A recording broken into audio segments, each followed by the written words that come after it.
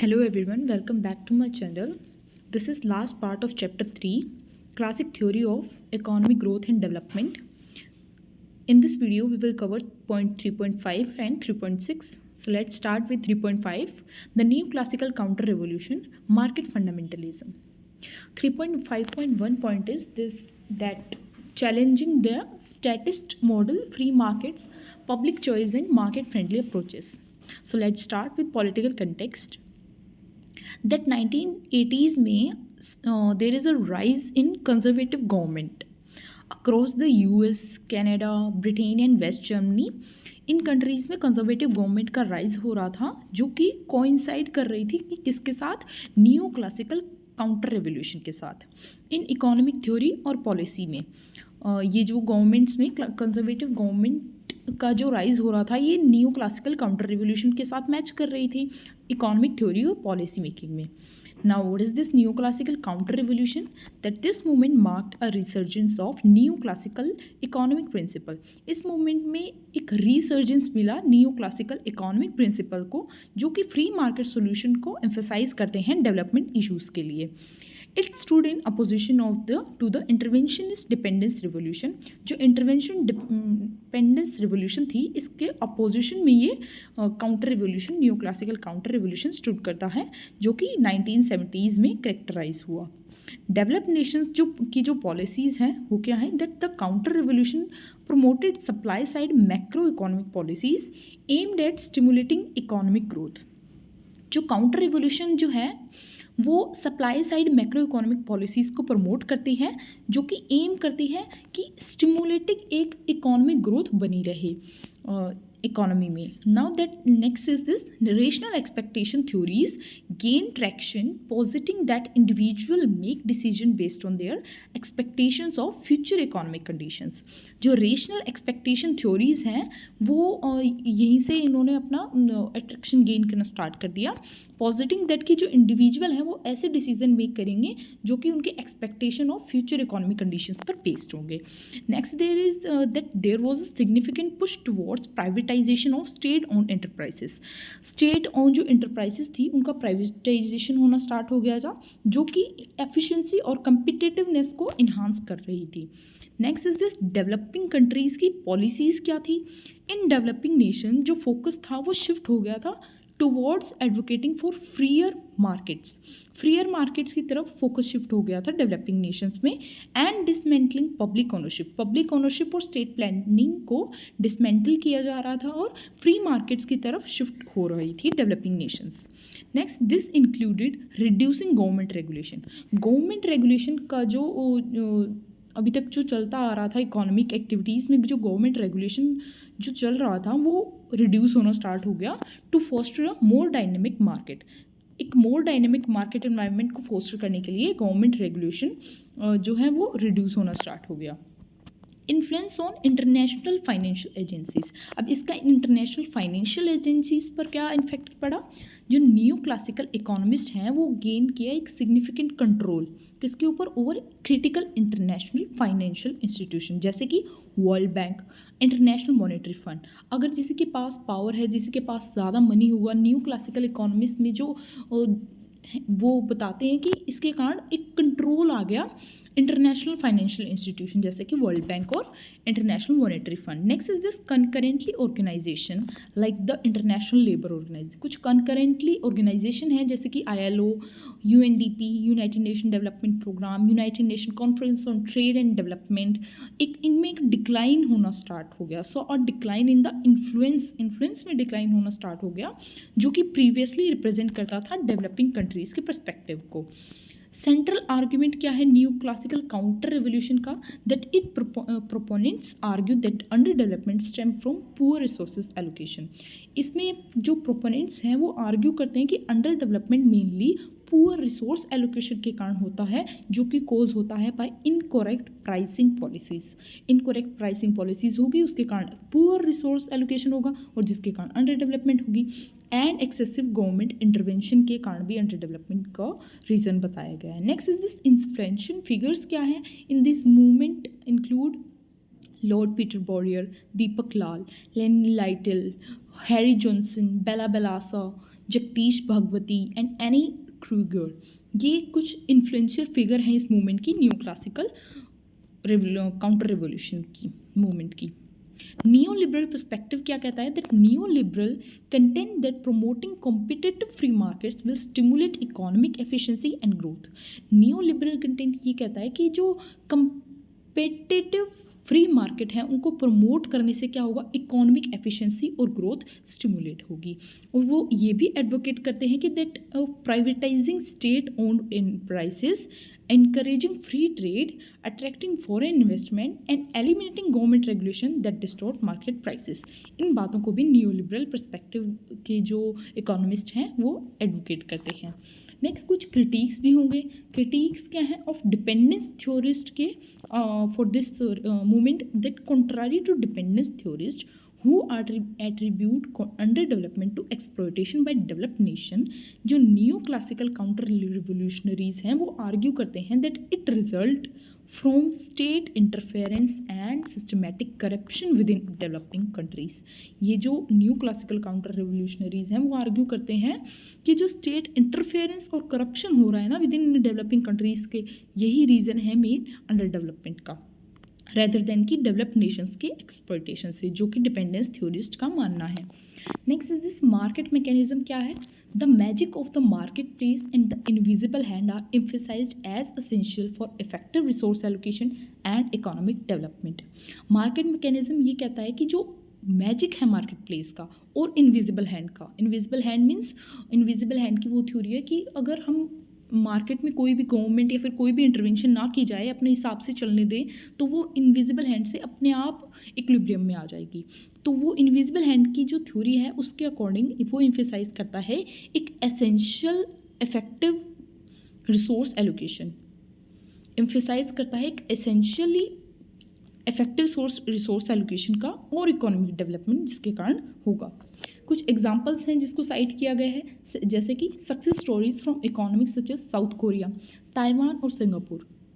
इन्हीं इकोनॉमीज का एग्जांपल दिया हुआ है as success stories are often cited as evidence of effective free market policies. इनको एक इफेक्टिव फ्री मार्केट पॉलिसीज का एग्जाम्पल के तौर पर दिखाया गया है। हाउएवर जो ये these examples may not fully align with new conservative ideals of laissez faire economies, जहाँ की यहाँ तक कि ये जो एग्जाम्पल है ये फुल्ली अलाइन नहीं करते न्यू कंजर्वेटिव आइडियल्स के साथ of lazy fair economies, but ये फ्री मार्केट पॉलिसीज़ को इफेक्टिव के तरीके से अपनाने में उस जिसके कारण इनकी सक्सेस हुई है, तो उसके लिए ये एक परफेक्ट एग्जाम्पल हैं South Korea, Taiwan and Singapore. Next is there 3 component approaches हैं, वो क्या है? Let's see. First is this free market approach.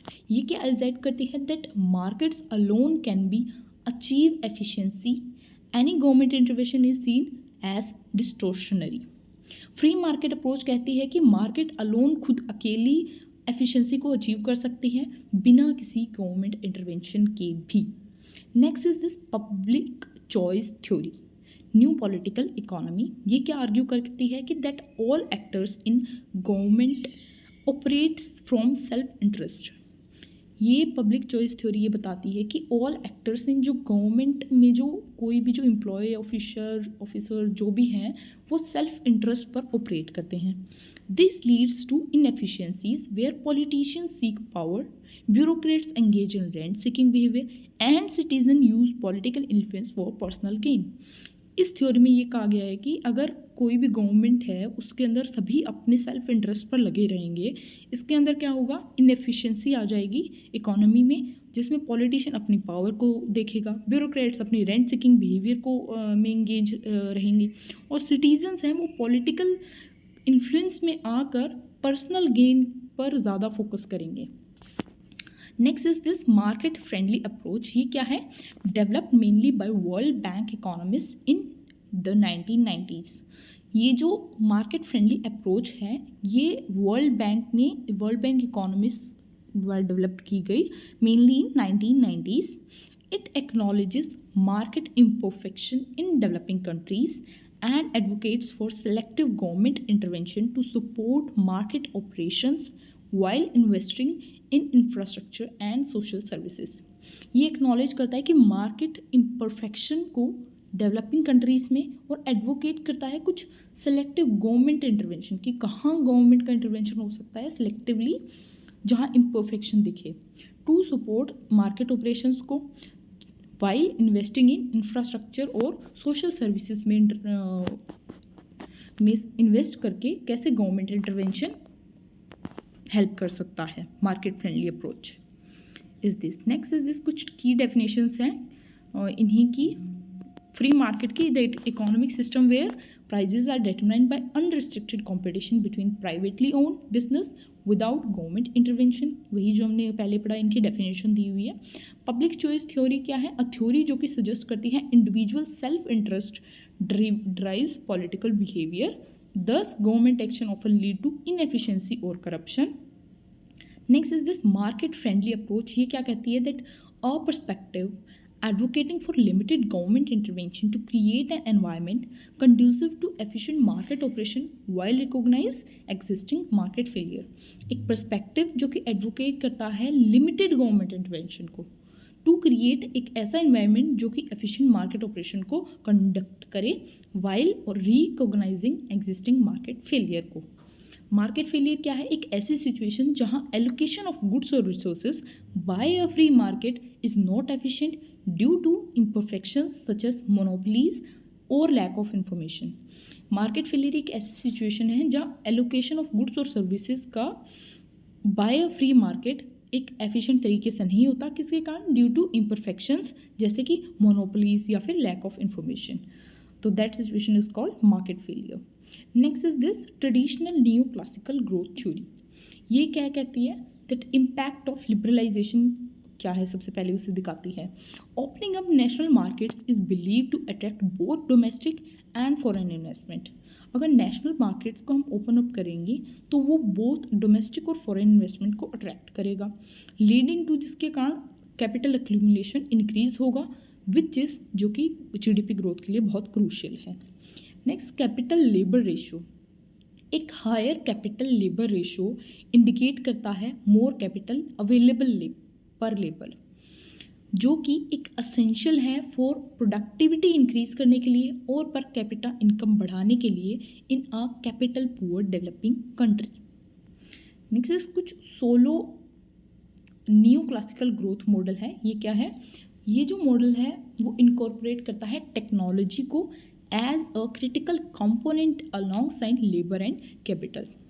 ये मॉडल इनकॉर्पोरेट करता है कि लेबर और कैपिटल के साथ साथ technology which is another critical component for growth. It possesses diminishing returns on individual factors but constant returns when considered together.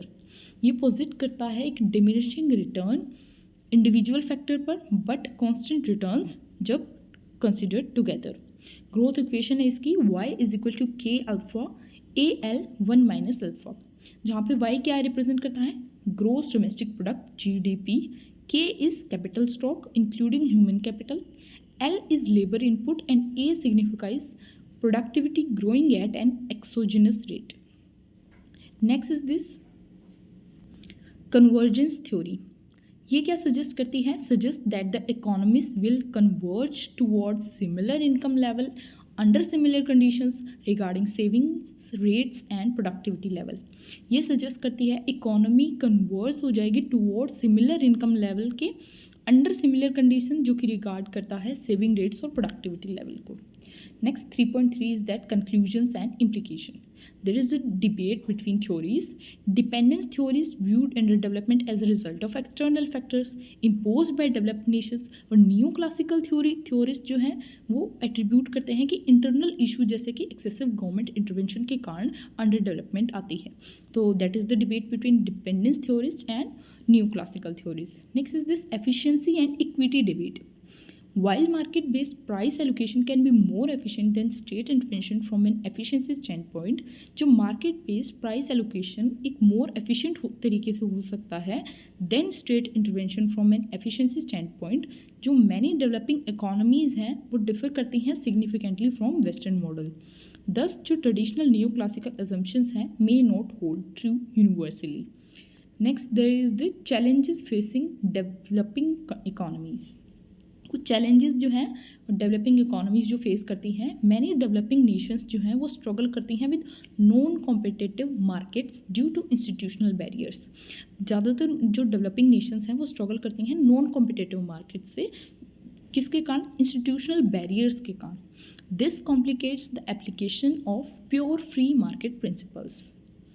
Next is this role of government in development. Development में government का कितना क्या role है? जो effective government intervention है can enhance resource allocation despite existing market imperfections.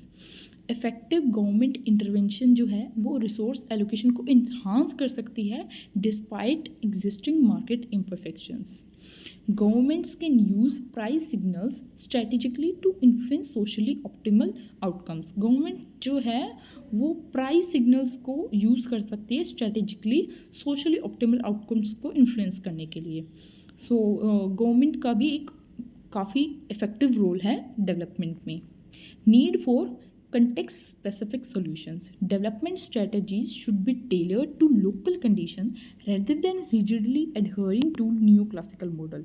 जो development strategies हैं वो should be tailored to local conditions जैसे rather than कि rigidly adhering to neoclassical model. Each country's unique socio-economic context necessitate customized approach to develop challenges.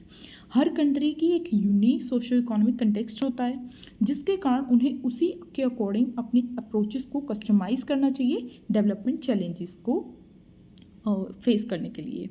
Next is the summary. This is the outline of this chapter. That this chapter outlines various competing theories. Various theories हैं competing theories regarding economic development. Each approach present its own strength and weakness. हर approach के खुद के अपने strength and weaknesses हैं। while emphasizing that successful development requires a nuanced balance between market efficiency and thoughtful government intervention. इसके साथ साथ वो सक्सेसफुल डेवलपमेंट को एम्फेसाइज करती है जो कि रिक्वायर है एक बैलेंस बनाने के मार्केट एफिशिएंसी और थॉटफुल गवर्नमेंट इंटरवेंशन के बीच में। Understanding these dynamic is crucial for addressing diverse development challenges face by nations across Africa, Asia and Latin America. इन डायनामिक्स को अंडरस्टैंड करना क्रूशल है for addressing diverse development challenges जो कि नेशंस ने फेस किए हैं in the continents like Africa, Asia and Latin America. So with this our chapter 3 ended here. So thank you for watching my video. If you understand and learns anything from my video, please like, share and subscribe. Please keep supporting and thank you for watching my video. That's all for today.